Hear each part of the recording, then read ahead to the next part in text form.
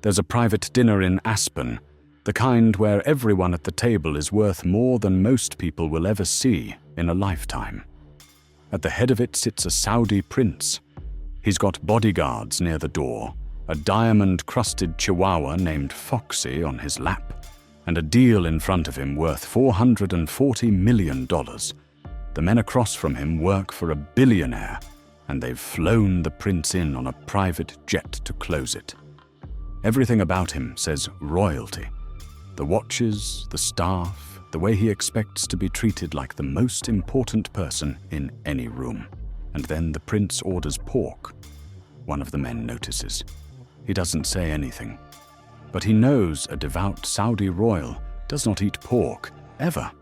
And a small, cold thought starts forming at the back of his mind. What if the man at the head of this table, the one they're about to hand a fortune, isn't a prince at all? He wasn't.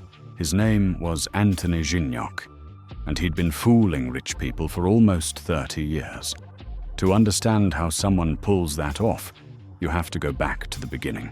Gignac wasn't born into wealth. He started life as an orphan in Colombia, and as a young boy, he was adopted by a family in Michigan and given their name, Anthony Gignac, a regular American kid in a regular American town. But somewhere along the way, that kid decided he wanted to be someone else. As a teenager, he started telling people he was royalty, a Saudi prince, and he discovered the thing that would shape the rest of his life. People believed him. When you act like you belong at the top, most people are too polite or too dazzled to ask for proof.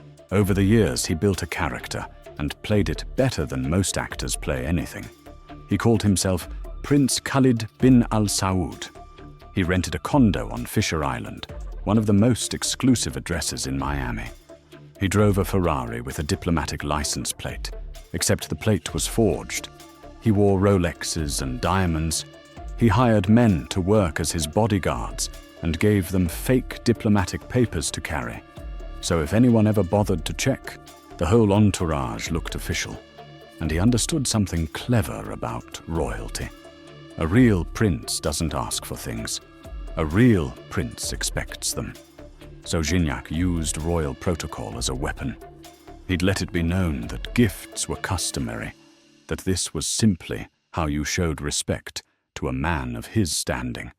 And the gifts came: watches, cash, favors. The more he acted like he didn't need anyone's money, the more people wanted to give it to him. He documented all of it online too, posting the private jets and the diamond jewelry and the expensive dinners and little Foxy riding around in designer carriers. To anyone scrolling past, it didn't look like a scam. Here's where it turned from showing off into stealing. Gignac wasn't just living the lifestyle, he was using it to pull in investors. He'd dangle exclusive opportunities, the kind of deals only a Saudi royal could offer. Partnerships and investments that promised enormous returns because, after all, he had unlimited family money behind him. And people lined up. Why wouldn't they? He had the condo, the cars, the staff, the photos. Everything checked out on the surface. So they wrote the checks. Over the years, dozens of investors handed him their money, trusting they were getting in early with a prince. By the end, prosecutors say he'd taken around $8 million, including 26 investors he scammed in the months right before everything collapsed. He really was that convincing. He might have kept going for another decade if he hadn't gotten greedy with the biggest target of all. In 2017, Gignac set his sights on a real prize. The Fontainebleau, the famous luxury hotel on Miami Beach, owned by a billionaire named Jeffrey Soffer. The plan was for the prince to buy a 30% stake, a deal worth hundreds of millions. This was the one that would put him in a completely different league. But a deal that size comes with something Gignac had spent his whole career avoiding: real scrutiny. Soffer's team started doing serious due diligence, digging into who he actually was. Small things stopped adding up, and then came that dinner, and the pork, and the realization that a Saudi prince who eats prosciutto might not be a Saudi prince at all. When Safa's people took their suspicions to the FBI, something happened that Gignac never planned for. The agents recognized him, because Anthony Gignac was not a new name to law enforcement. He'd been arrested for impersonating Saudi royals at least 11 separate times already.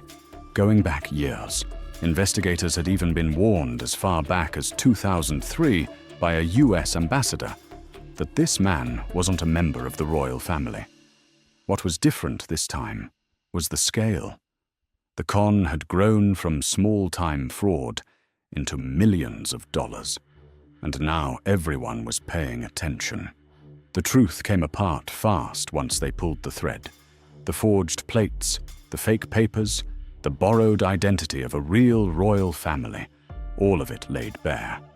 When they arrested him in 2017, agents seized around $450,000 in jewelry, $80,000 in cash, and a pile of treasures that included a signed photo of Muhammad Ali.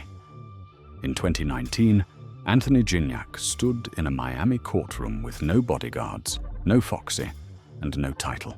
He'd pleaded guilty to wire fraud and to impersonating a foreign official, and he told the judge the blame was his, and he accepted it. She wasn't moved by the performance.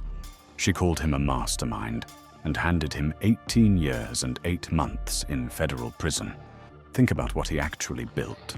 A Colombian orphan with no money and no connections convinced some of the wealthiest, most careful people in the world that he was Saudi royalty, and he kept it up for 3 decades. He didn't have a real fortune. He didn't even have a real name on those license plates. What he had was a character, a lot of nerve, and an understanding that people will believe almost anything if you wear it confidently enough. And the thing that finally brought down the fake prince was something almost too simple. A slice of pork at dinner. Here's what blows my mind. Every single person he fooled was smart. They had money, advisors, instincts, and he still walked right past all of it for 30 years. So I want to know what you'd have done. If you'd been sitting at that table in Aspen, watching this man play the part perfectly, would you have caught it before the pork, or would you have written the check like everyone else? Let me know down in the comments. And if you like stories about the people who fooled the world until it finally caught up with them, go ahead and subscribe, because I've got more on the way.